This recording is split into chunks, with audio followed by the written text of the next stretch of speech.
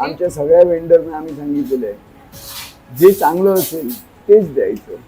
आणि तुम्ही बघितलं तुमच्या समोर चांगली भाजीवाला quality आला, असेल, दूधवाला तीच आला, पाववाला आला, जे असेल ते सगळं फ्रेश. त्याच्या व्यतिरिक्त की मला 4 पैसे कमी पाहिजे म्हणून नाही, ती वस्तू चांगली मी पाहिजे, मला वस्तू चांगली पाहिजे. मी तुम्हाला सांगू का, आम्ही पण असं बघितलेलं आहे, बरेच जे हॉटेलवाले असतात ते असे संध्याकाळची भाजी जाऊन घेतलेले आहेत आणि आम्ही अरे, असे कमी आहोत घेतो. ज्यावेळी भाजी सकाळी येते सकाळी तुमची येते. 6 वाजता तेव्हा आम्ही भाजी घेतो.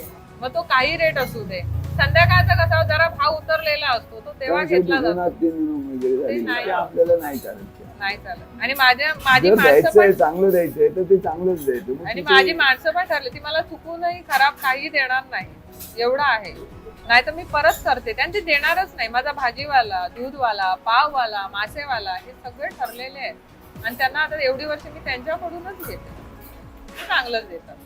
इव्हन हे आपलं किराणा वगैरे हे किराणा सगळं- वगैरे सगळं एका प्रत्येकाची एक एक माणसं ठरलेली आहे की ती मला इथे आणून देणार सगळं. बस आता सरळ आता करतोय आम्ही भाजी. माझी टोमॅटो संपतायत आणि मी सांगते मला 2 किलो टोमॅटो, तरी माझा भाजीवाला आणून देणार 2 किलो टोमॅटो. एक एवढं आहे. कोथिंबीर पाहिजे तर आणून एक कोथिंबीर पेंडी पण आणून देणार मला, असं आहे. मी मासेवालीला सांगितलं माझे बांगडे संपले, सुरमई संपली आहे, 10 मिनिटात मासे येणार इथे. एवढं आहे.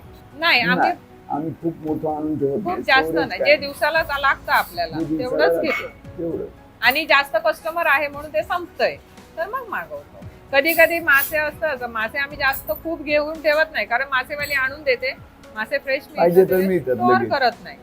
त्याच्यामुळे संपलं की तोपर्यंत कस्टमर थोड्या वेळाने देतो. हा दुसरा मासा तोपर्यंत येतो मार्केटमध्ये. तुमचं मार्केट प्रमाणेच चालावं लागतं मच्छीच्या रेटला.